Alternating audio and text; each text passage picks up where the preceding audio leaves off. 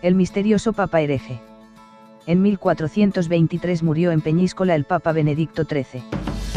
¿Qué relación guarda esto con Aragón? Vamos a verlo.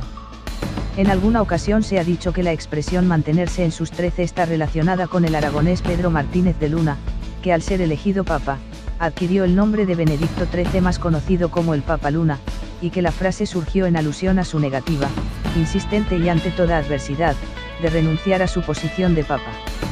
Pedro Martínez de Luna nació en 1328 en Illueca y murió en Peñíscola en 1423, nada menos que a los 96 años.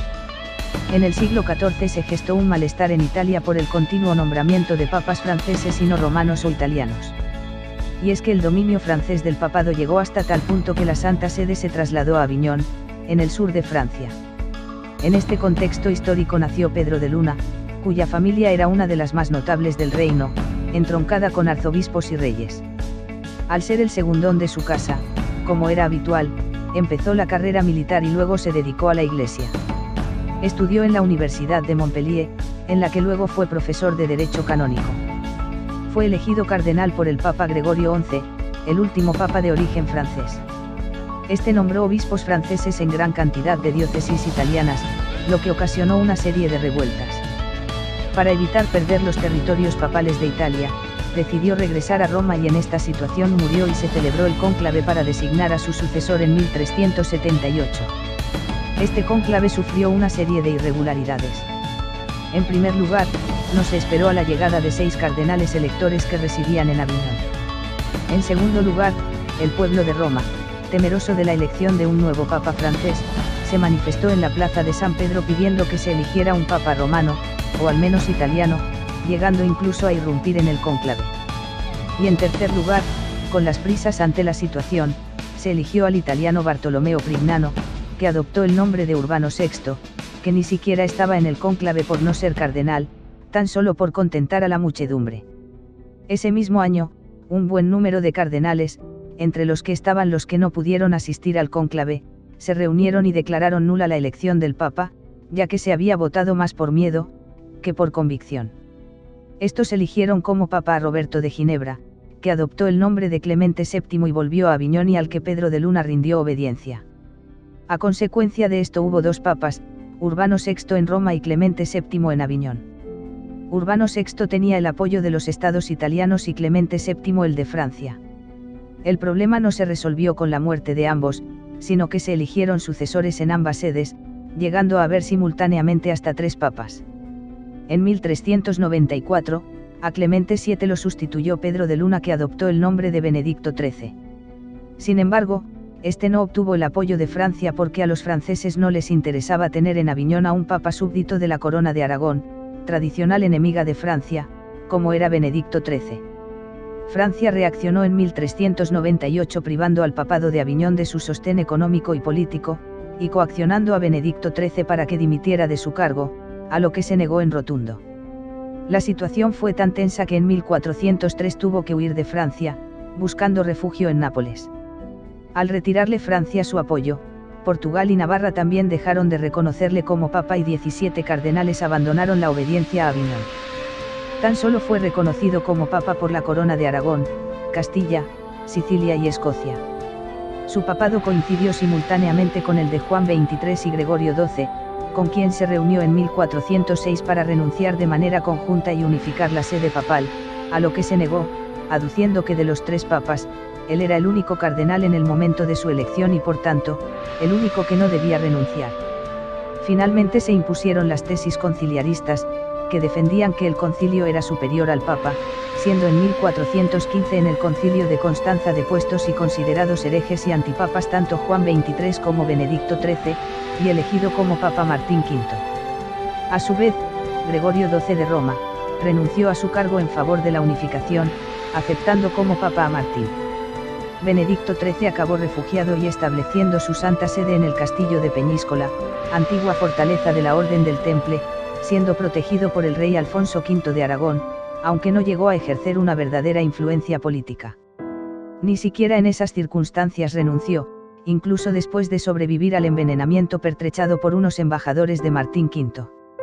Además tuvo una vida larga, ya que como hemos indicado anteriormente, Murió a los 96 años. Con su muerte, en 1423, tampoco se puso fin al cisma, ya que sus cardenales eligieron a su sucesor Clemente VIII, que en 1429. Debido a las presiones del propio Alfonso V, que estaba ocupado en la conquista de Nápoles, renunció al pontificado. Dejando ahora la historia más conocida de este personaje, el Papa Luna tuvo una vida plagada de misterios y leyendas que a continuación vamos a descubrir.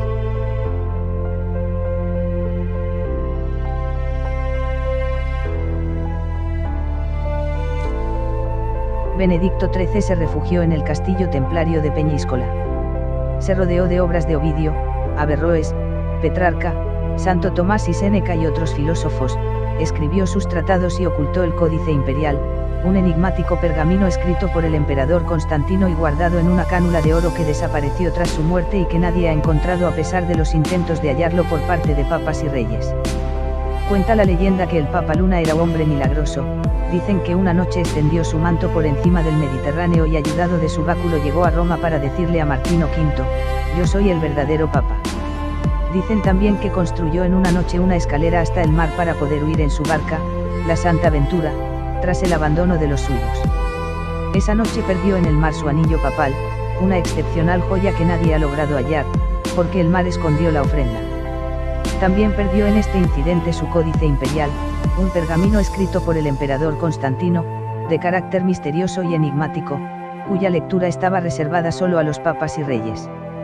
El Papa Luna jamás se rindió y estuvo acompañado hasta el final de sus días por 4 cardenales y su sobrino, Juan de Lanuza, fieles a él hasta el día de su muerte, el 29 de noviembre de 1423, cuando tenía 94 años, tras lo cual fue nombrado Papa Clemente VIII, último papa dependiente de la sede de Aviñón, abdicando tiempo después en el Papa Martino V.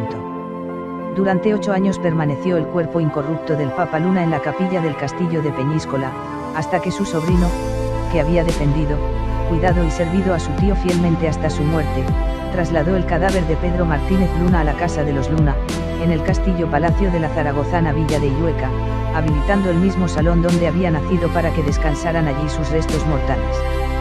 Durante el tiempo que permaneció en Illueca la veneración de su cuerpo incorrupto alcanzó enorme popularidad hasta el punto, que las autoridades eclesiásticas de Roma y Aragón, se alarmaron ante las miles de personas que acudían en peregrinación hasta Illueca, para venerar su cuerpo y rogarle favores al considerarle milagroso. En el siglo XVI, un prelado italiano atentó contra su urna, golpeándola con un bastón y rompiendo los cristales. En la guerra de sucesión del siglo XIX, los Luna se pusieron del lado de los Austrias y al ser vencidos por los franceses, estos saquearon el palacio de Illueca y entraron en la cámara mortuoria, destrozando a culatazos el cadáver del Papa Luna, separando la cabeza del resto del cuerpo y lanzando por la ventana los huesos, que fueron a caer cerca del río Aranda. Unos labradores encontraron el cráneo del pontífice y lo devolvieron a los familiares. Los demás huesos se perdieron. Con el paso del tiempo, los Luna se trasladaron por matrimonio al palacio del conde de Argillo de Sabiñán, Zaragoza. El día 7 de abril del año 2000, el cráneo de Benedicto XIII fue robado de la urna que lo contenía. Los restos fueron recuperados por la Guardia Civil el 12 de septiembre del 2000, con lo que parecía terminar la profecía realizada en su día por San Vicente Ferrer. Aún hoy en día, varias ciudades aragonesas, Zaragoza, Illueca y Peñíscola reclaman sus restos que se encuentran protegidos en algún lugar de Zaragoza.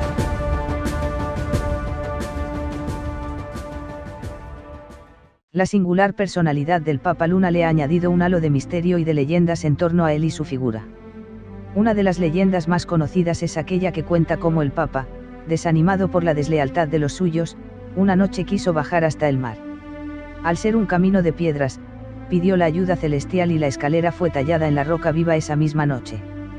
El Papa bajó por ella y extendió su manto pontificio sobre las olas y apoyándose en su báculo, empezó a navegar hacia Roma como si fuese una barca y se entrevistó con sus enemigos que no lo esperaban. Lo cierto es que la escalera fue tallada en tiempos del rey Felipe II, durante los trabajos de construcción de la muralla. El Papa Mago, el Papa Luna o el Papa del Mar simbolizaba lo bueno y lo malo. Era un santo, un apóstata, un herético, un loco, un brujo y un sabio. Hoy la leyenda dice que los espíritus marinos que le acompañaron en su destierro a Peñíscola desde Aviñón para protegerle de la tormenta, gritan hoy desde el llamado Bufador, una oquedad pétrea que comunica el mar hasta la ciudad intramuros, y que deja escuchar la furia de las aguas, e incluso asomarse cuando la tormenta las agita. Esa misma leyenda QV dice que, en las noches de luna llena, se puede observar la figura del Papa, vestido con su capa y su tierra, mientras pasea por la explanada del palacio. Se dice incluso que aquel que toque con sus manos la figura del Papa Luna sufre extraños sucesos difícilmente explicables.